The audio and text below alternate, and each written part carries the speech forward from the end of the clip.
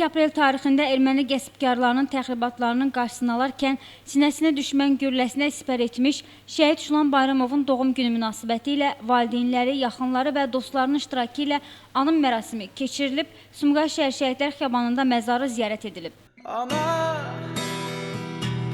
mən şəhid oldum, yerim gözəldir, təki ağlama.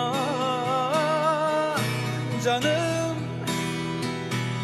canım sevgilim, bağışla məni, səni tək qoydum. Vətən, vətən sağ olsun. Vətən, vətən sağ olsun.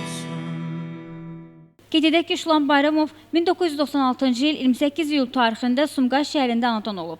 33 saylı tam orta məktəbdə təhsilini alan şəhidimiz 2014-cü ildə məktəbi bitirdikdən sonra təhsilini Dəniz Balıq Sənaye Kollecində davam etdirib. Şulan Bayramov 2014-cü il avqustun 8-də Azərbaycan Respublikası Silahlı Qüvvələrindən hərbi xidmətə çağırılıb. Vətən eşqi, torpaq məhəbbəti onun ən ali ülvi hissləri idi.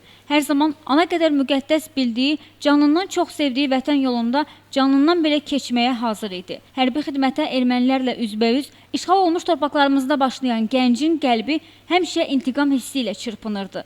Vətən borcunu layiqincə yerinə yetirən şəhidin ordudan təxris olunmasına bir neçə gün qalmış, əskərimizin əlinə belə fürsət aprel ayında düşdü. Düşmənə layiqli cavab verən Şulan Bayramov 2016-cı il 6 aprel tarixində Tərtər istiqamətində gedən döyüşlərdə qəhrəmancasına həlak olub. Ürəyi vətən həsrəti ilə döyünən gənc sonuncu döyüşlərdə gözlərini əbədi yumaraq ölməzliyə qovuşdu. Gülü Əliquliyeva, Elbrus İsmailov, Dünya TV.